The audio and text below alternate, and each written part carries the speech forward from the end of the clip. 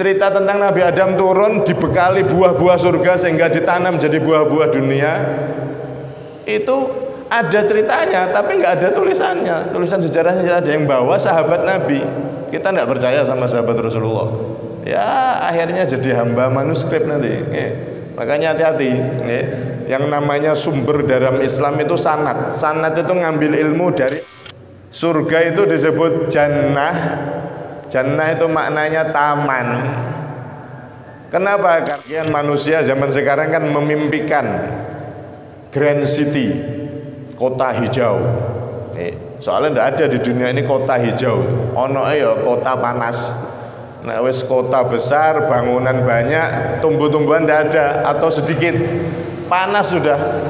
Ya, makanya Indonesia ini buat IKN, Ibu Kota Nusantara. Itu desainnya kan banyak.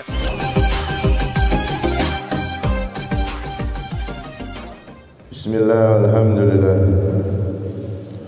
Wassalatu wassalamu ala rasulillah Sayyidina Muhammad bin Abdullah wa ala alihi wa sahbihi wa man wala wa la hawla wa la quwwata illa billah. Rabbi syrah li sadri wa yassir li amri wahlul 'uqdatam min lisani yafqahu qawli wa saddid lisani wahdi qalbi bihaqqi sayyidina Muhammadin an-nabi sallallahu alaihi wasallam. Dusturakum ya ahli dargi wa ya ahli al-batin wa ya ahli nawbati wa ya ahli nur, amma ba'd. A'udzu billahi minasy syaithanir rajim. Bismillahirrahmanirrahim. Wa basyiril ladzina amanu wa 'amilus solihati anna lahum jannatin tajri min tahtihal anhar kullama ruziqu minha min thamaratir rizqan qalu hadzal ladzi ruziqna min qablu wa utu bihi mutasyabiha wa lahum fiha azwajun mutahharatun wa hum fiha khalidun. Wa basyiril ladzina amanu, dan berilah kabar gembira orang-orang yang beriman, wa amilu, dan mereka beramal as-solihati,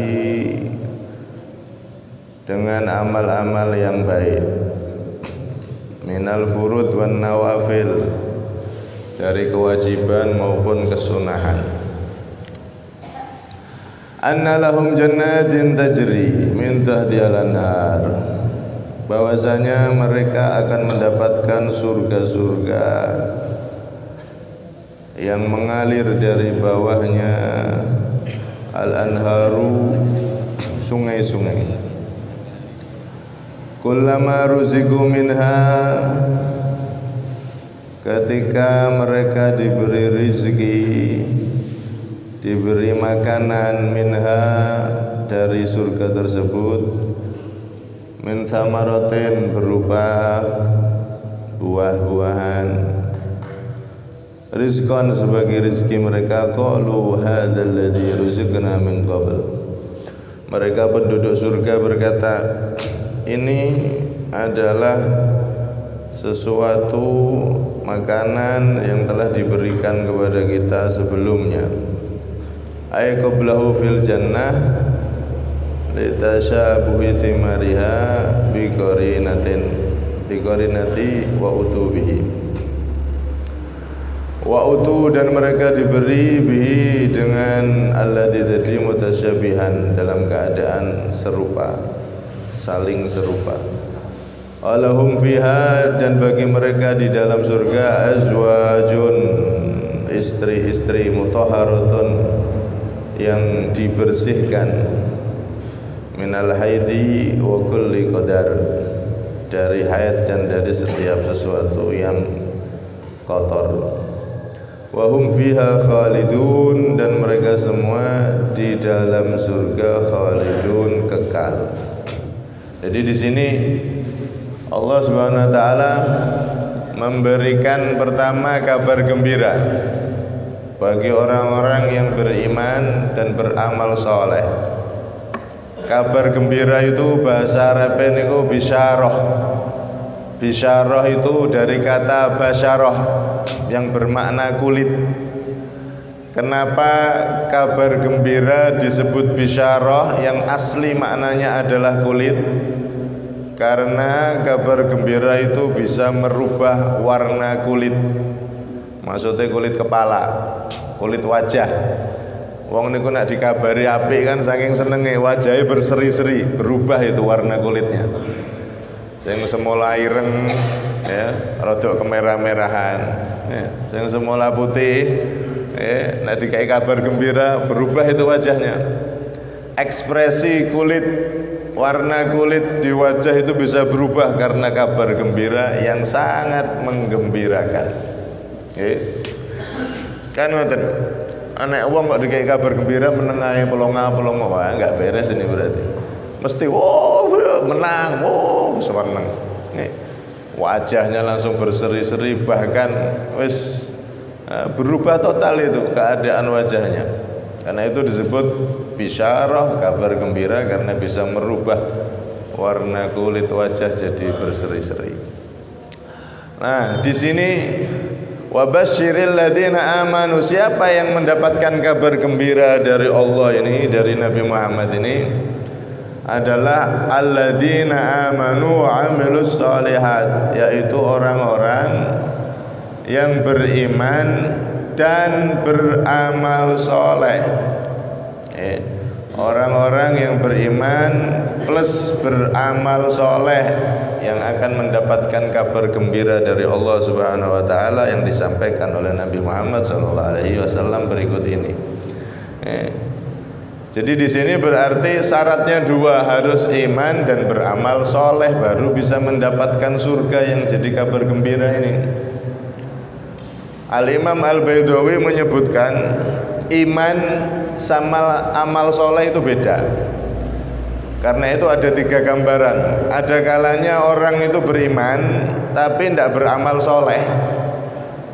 Maka yang seperti ini dia tidak akan mendapatkan kabar gembira ini. Maksudnya dia akan masuk neraka terlebih dahulu sebelum masuk surga. Ada orang yang beriman tapi tidak mau beramal soleh. Ada. Itu diantara orang-orang yang maksiat itu kadang mereka hatinya remuk, hatinya pengen keluar dari maksiat itu tapi belum bisa. Nah, dia sebetulnya tahu ini salah, tahu ini melanggar Allah. Di hati kecilnya sebetulnya pengen jadi orang baik, tapi belum ada kesempatan dan belum bisa. Ini berarti ada iman di hatinya. Karena ketika dia maksiat, dia dalam keadaan sedih dan menangis hatinya. Orang yang beriman tapi belum bisa beramal soleh. Ini yang pertama. Yang kedua, ada orang itu tidak beriman tapi punya amal soleh. Orang-orang non muslim niku kan banyak yang beramal soleh. Contoh bersedekah. Sedekah itu kan amal soleh. Menolong orang yang susah itu kan amal soleh.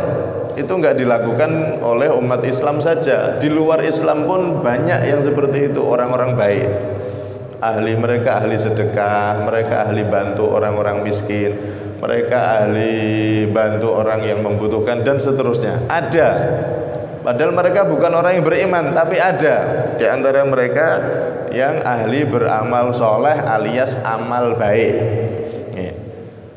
Ini yang kedua. Yang ketiga, ada orang itu beriman plus beramal soleh. Nah, inilah yang diberi kabar gembira mereka-mereka orang yang beriman dan menyempurnakan imannya dengan amal soleh.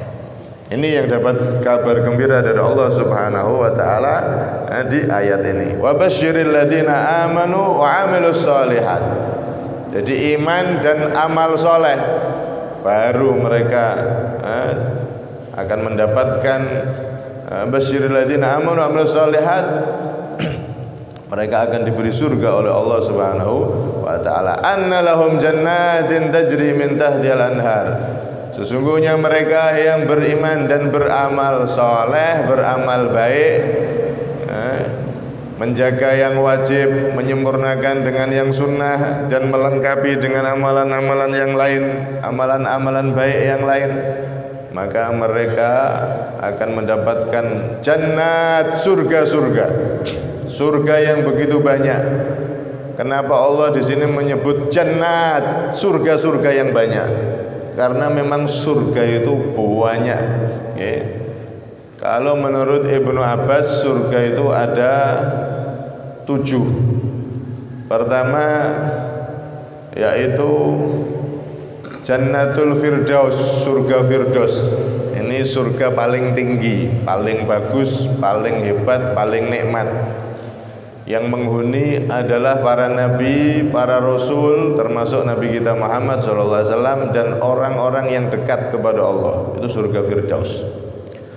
Kemudian ada di bawah-bawahnya itu Jannatu Aden, surga Aden, Jannatun Naim, Darul Khulud, Jannatul Ma'wa, Darussalam, Illiyun. Ada 7 itu. Dan setiap satu surga itu terdapat derajat yang tidak terhitung, terdapat pangkat yang tidak terhitung. Bahkan setiap satu surga itu derajatnya, pangkatnya, kemuliaannya yang ada di dalamnya itu melampaui pangkat-pangkat yang ada di dunia. Di dalam firman-Nya Allah SWT mengatakan, "Ungdur kaifa faddalna ba'dahum 'ala ba'd walal akhiratu akbaru darajati wa akbaru tafdila." Lihatlah bagaimana aku Allah mengutamakan sebagian manusia di atas sebagian yang lain. Ada yang dijadikan raja, presiden, ada yang dijadikan rakyat, ada yang dijadikan orang kaya, ada yang dijadikan miskin, ada yang dijadikan berkuasa, ada yang biasa. Itu kalau kita lihat pangkat di dunia ini kan tidak terhitung. Presiden, raja, kaisar, menteri, jenderal, apa dihitung semua kemuliaan yang ada di dunia ini, kalau disatukan titel-titel kemuliaan yang ada di dunia ini nggak terhitung saking banyaknya. Semakin orang itu pangkatnya lebih tinggi, maka dia semakin mulia. Kalau orang jadi RT, ya mulia se-RT. Orang jadi RW, dihormati se-RW. Jadi lurah, dihormati se-desa. Jadi camat, dihormati se-kecamatan. Naik lagi jadi bupati, dihormati se-kabupaten. Kemana-mana dikawal. Naik lagi jadi gubernur, tambah lagi penghormatannya, kekuasaan lebih luas lagi. Naik lagi jadi presiden, oh dihormati se-negara. Seluruh Indonesia Raya hormat semua. Kemana-mana dikawal dengan ketat. Apalagi kok jadi presidennya seluruh dunia, penguasa seluruh dunia, wah tambah hebat lagi. Nah, semakin pangkat itu tinggi maka dia semakin mulia. Tapi semua kemuliaan masih berada di bumi. Bukan berarti nek wis mulya dadi presiden atau di atas presiden karo perlu terus dia bisa keluar dari bumi ini. Ndak, tetap ning bumi. Tetap dia itu jalannya ya di atas tanah. Ndak bisa terbang, ndak bisa kemana-mana. Ya sama kayak yang lain. Ini dalam satu bumi di dunia ini ada pangkat-pangkat yang begitu banyak yang tidak terhitung. Nah, gambaran nanti di surga itu begitu. Di surga Firdaus tingkatannya banyak nggak terhitung. Di surga bawahnya Jannatu Aden, surga Aden juga sama. Di dalamnya satu surga, tapi di dalamnya ada banyak pangkat-pangkat, banyak derajat-derajat yang tidak terhitung. Karena itu sebagaimana kita hidup di dunia ini buru kemuliaan, baik harta atau jabatan, kita tidak pernah bosan untuk buru itu. Yang sudah kaya pengen nambah terus, yang sudah punya jabatan pengen nambah terus, tidak pernah bosan. Mulai bangun tidur sampai tidur lagi, yang diburu kaya, jabatan dan seterusnya. Enek tau menungso niku bosen aku duwe duit akeh, wis tak buak wae duwite. Ndak ada.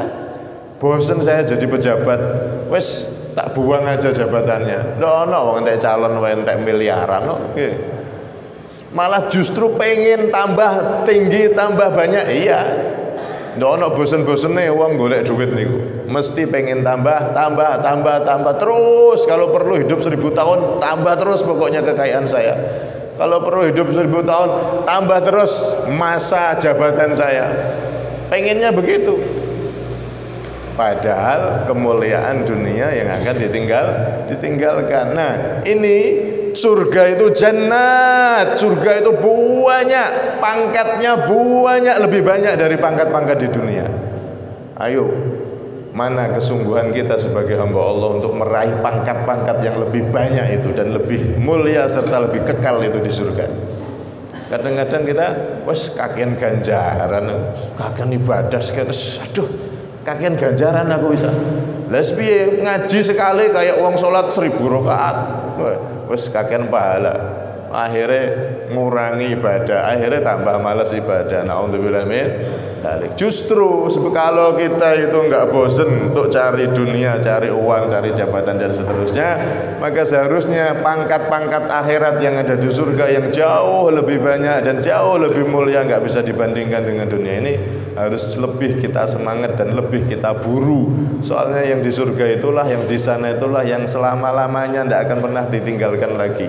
Kalau di dunia mau tidak mau pangkat dan jabatan serta harta pasti akan kita tinggalkan. Nih Allah Subhanahu wa taala mengatakan lahum jannat, mereka akan mendapatkan surga-surga yang begitu banyak, surga-surga yang begitu luar biasa kemuliaan dan pangkatnya. Kemudian tajri min tahtihal anhar, yang di bawahnya itu mengalir sungai-sungai. Surga itu disebut jannah. Jannah itu maknanya taman. Kenapa? Karena banyak pohon-pohon di surga sehingga rindang, sejuk, enak dipandang.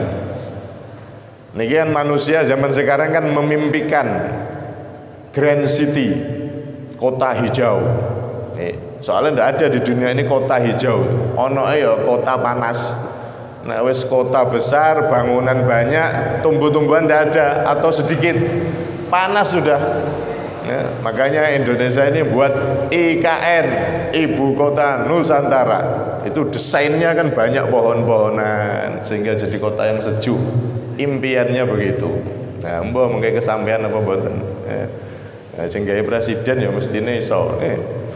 Itu ada kota-kota impian seperti itu.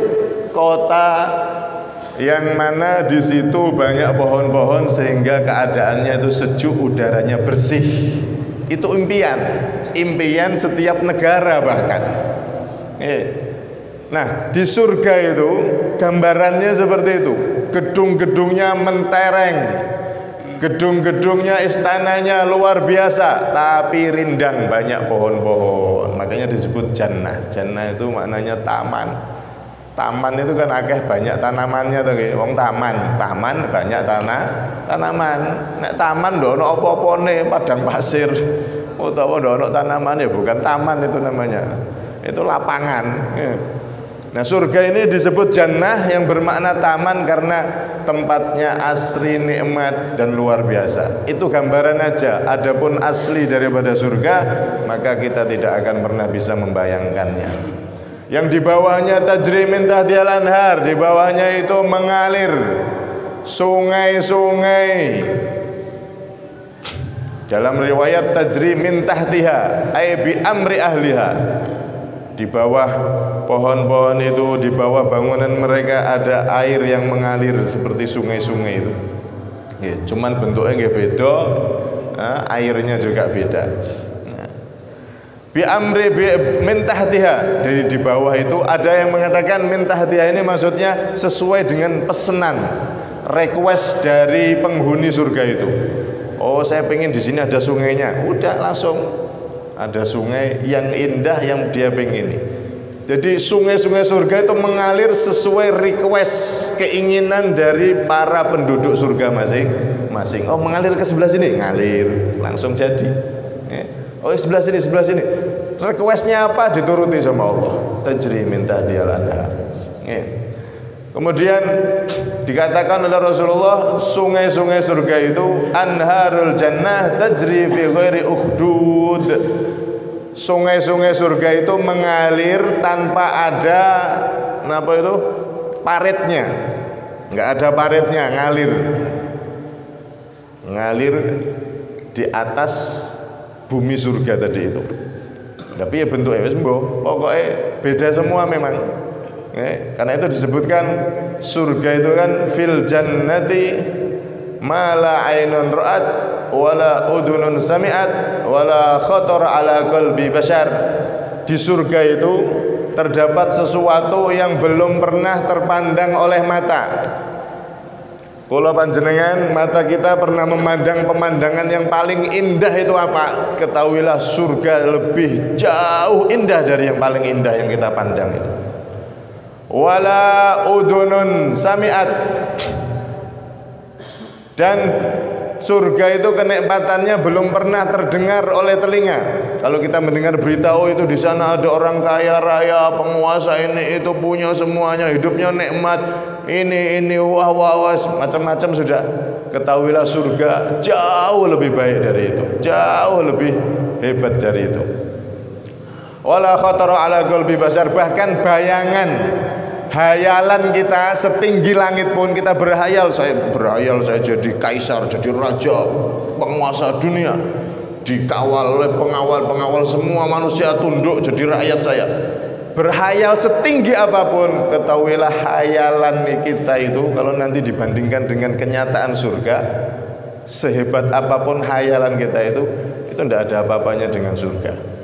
Bahkan nanti orang itu saking kagetnya gemerlap hebatnya dunia itu sama surga, kayak orang habis lihat sampah yang busuk, yang bau, sama lihat pemandangan pantai yang paling indah.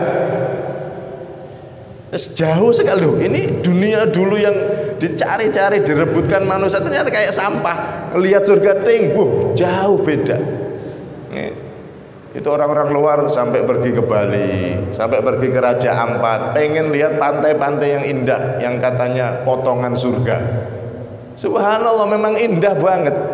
Kalau kita lihat pemandangan yang paling indah, kemudian dibanding sampah yang paling busuk, paling buruk, itulah nanti gambaran bagaimana seorang mukmin nanti melihat surga yang begitu indah luar biasa. Tidak bisa dibayangkan, tidak bisa dihayalkan, saking hebatnya surga tersebut. Lahum fiha azwajun, selain fasilitas yang luar biasa itu, mereka juga diberi rizki berupa makanan dan buah-buahan. Mereka dikasih yang diingini apa niku diberikan. Termasuk di sini disebutkan oleh Allah, kullama ruziku minha min thamaratir rizqan qalu hadzal ladzi ruziqna min qablu wa utubihi mutasyabiha. Jadi wong surga niku ketika makan makanan, buah-buahan, mereka mengatakan, ini kan buah yang tadi yang diberikan. Bentuknya sama tapi rasanya beda. Buah apel, ngambil apel satu dimakan, enak. Ngambil lagi di pohon yang sama, rasanya sudah beda. Bahkan gigit satu apel, gigitan pertama itu enak, gigitan kedua lebih enak, ketiga lebih enak, terus sampai habis itu apel. Nek buah di dunia kan enggak, Pak. Jenengan pas lagi ngiler-ngilere, apalagi sing perempuan hamil itu, makan mangga, ngidam, mangga enak. Habis satu, enak. Dua enak, tapi habis seember 5 kilo, ya mutah, nggak enak, bosen ya. Tapi kalau di surga, gigitan pertama enak, buah pertama enak, lebih enak, terus padahal buah yang sama dari pohon yang sama. Ketika mereka ngambil buah ini kayak sama, seperti buah yang tadi kita makan, atau seperti buah yang dulu kita di dunia. Ada mangga, ada apel, ada ini itu, semuanya itu buah-buah yang ada di dunia ini nanti gambaran buah-buah ada yang ada di surga. Bentuk warnanya sama tapi rasanya beda, nggak bisa dibandingkan. Kenapa kok ada persamaan buah surga sama buah dunia? Maka ada dua alasan. Pertama, Allah SWT menjadikan buah-buahan surga itu nama dan warnanya nanti mirip-mirip dengan buah yang ada di dunia. Mangga ya bentuknya kayak gitu, mangga surga ya kayak gitu. cuman ukurannya terus baunya, rasanya sangat beda. Tapi buah mangga, sehingga ingat tuh memori dulu di dunia. Dulu di dunia ada mangga, oh ini mangga, ini kayak mangga yang di dunia dulu. Tapi rasa dan kenikmatannya jauh gak bisa dibandingkan. Apel juga sama. Jadi buah-buah yang ada di dunia ini kayak testimoninya.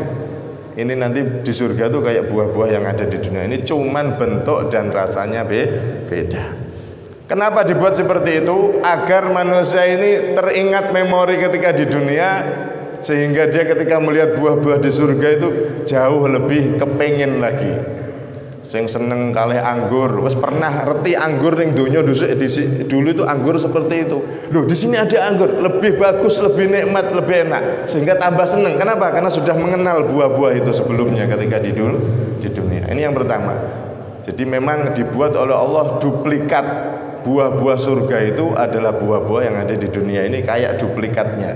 Tapi catatannya buah surga jauh lebih nikmat, buah surga bentuknya jauh tidak seperti bentuk dan warna daripada buah dunia. Cuman serupa aja, serupa tapi tidak sama. Yang kedua, alasan kedua, sebagaimana yang diriwayatkan oleh al-Imam sahabat Asy'ari Abu Musa al-Asy'ari, ini sahabat Rasulullah. Beliau bukan ahli sejarah dan riwayat beliau ini tidak pernah tercatat di manuskrip catatan-catatan sejarah. Tapi beliau meriwayatkan sejarah ini.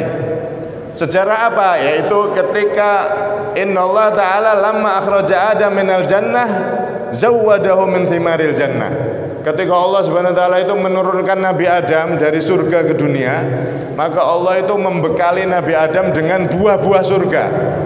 Jadi dibawa oleh Nabi Adam, kemudian dibimbing oleh Allah, buah-buah tersebut ditanam oleh Nabi Adam di dunia ini. Akhirnya ada mangga, ada apel, itu semua buah bekal Nabi Adam dari surga diturunkan oleh Allah bareng beliau. Bijinya itu berarti dari surga. Cuman ketika ditanam di dunia, buah-buah itu sudah berubah semua.